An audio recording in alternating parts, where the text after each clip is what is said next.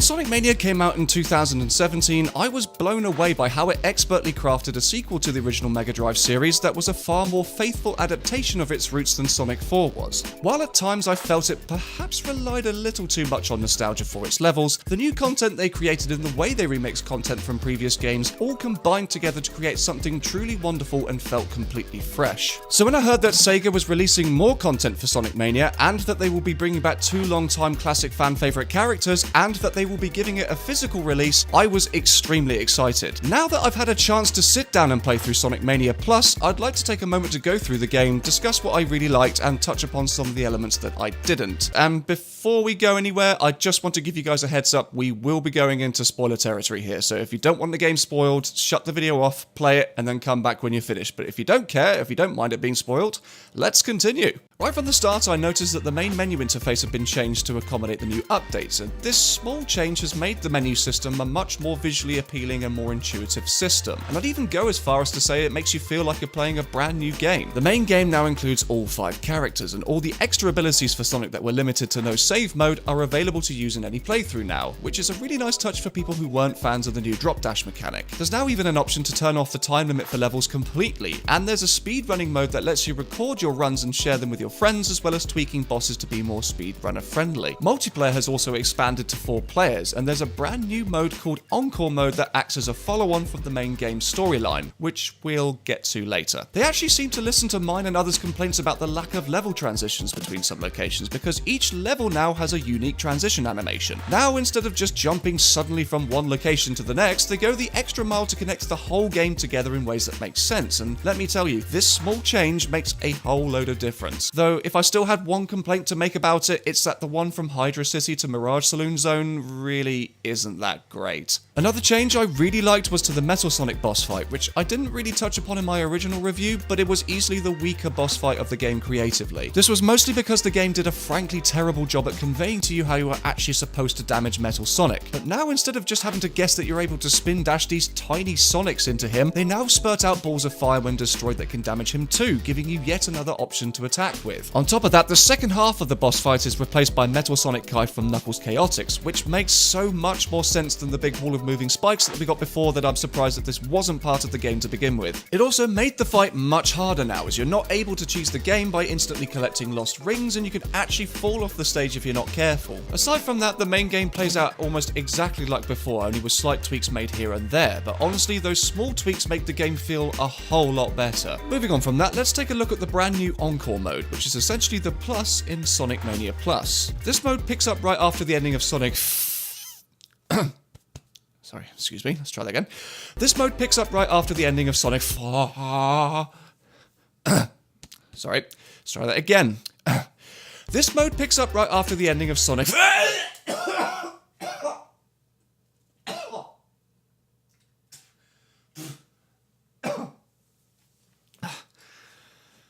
This one. And it's essentially a new version of the Mania mode, but with a few twists thrown in there to increase the difficulty. This is definitely not a mode I recommend playing first over the main game, so if you're going into this game completely fresh and you pick it, don't come crying to Uncle Steve because you ignored me and the bad game made you cry. They did include Angel Island Zone Act 1 as a nice little bonus level for the introduction, but if I'm perfectly honest, I would have liked to have seen maybe a couple more new stages to make the mode stand out better from the main game. However, what does make up for this is the new swapping mechanic, which allows you to swap between all 5 characters on the fly. This essentially allows you to team up with any combination of characters to navigate through the levels with, and I'm so happy that there's now a legitimate way to have Tails and Knuckles team up without having to glitch the game or cheat like in Sonic 3 and Knuckles. However, what lets this mechanic down a little is that you can't swap characters mid-action, but you have to be stood completely still and have the other character on screen before the game will let you swap, which seems like an unnecessary limitation. If you try to do this any other time, you then get this noise, which is the best noise ever.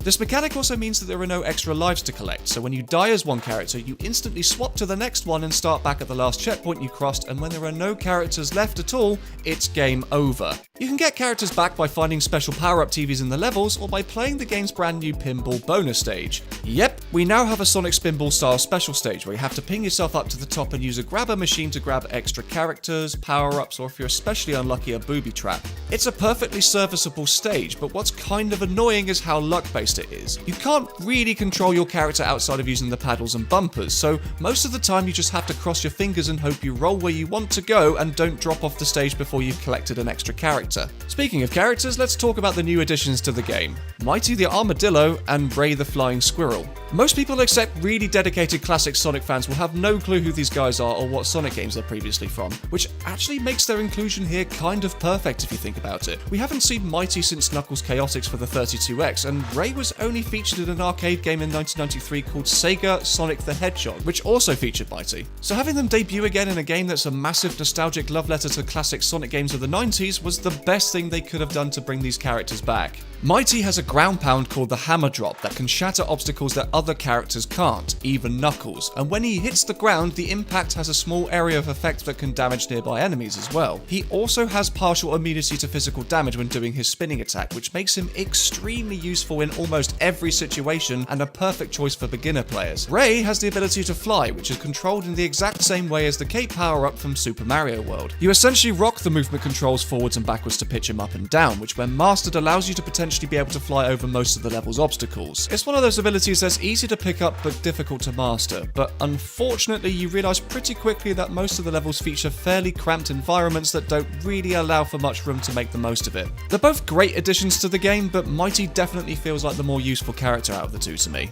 I don't know, let me know in the comments below, guys. The UFO stages are also back, and if you found these stages tough before, just wait until you try these ones, because my god did they make these stages hard as balls. They decided this time to make you start at a faster speed than you would do normally, and also designed these stages to be far more twisty and turny than before, which when combined with the increase in speed make these stages almost stupidly difficult. Oh, and also, I don't know if this was a glitch exclusive to the version that I played, but I found out by accident that you can increase your speed instantly by pressing the Y or triangle button on the controller, which completely destroys any of the challenge that these stages had, and I'm not sure if this is an intentional feature or not, but if it is an intentional feature, this is really stupid. Overall, Sonic Mania Plus is a great reimagining of the best Sonic game in a long time, but also a bit of a missed opportunity. Think of it as the Sonic and Knuckles of Sonic Mania, an expansion of the original game that adds more content, more levels, and a few more modes. All the changes, tweaks, fixes, new characters, and new features introduced here make this the definitive version of the game, and while the standard version isn't a bad game, it's just not as polished and refined as Plus is. There's a bit too much of the same here with regards to the bosses and levels, and it's a little cheeky that they only included one new level. But considering that they only had 3 months to make this on a limited budget, the results are still impressive. If you've already purchased this on PS4, Xbox, PC, or Switch, it's super easy and cheap to buy the extra content for only $4 or £3.99, and it's a total no-brainer. But if you happen to be completely new to the series or have been waiting for a physical release, then now is the perfect time to pick up and play this classic game. Do yourself a favour and go out and buy this game already. It's the best $30 or £25 you will ever spend, especially if you're a Sonic fan. 7 Chaos Emeralds out of 7. God's sake, what are you doing? Stop watching me and buy the thing.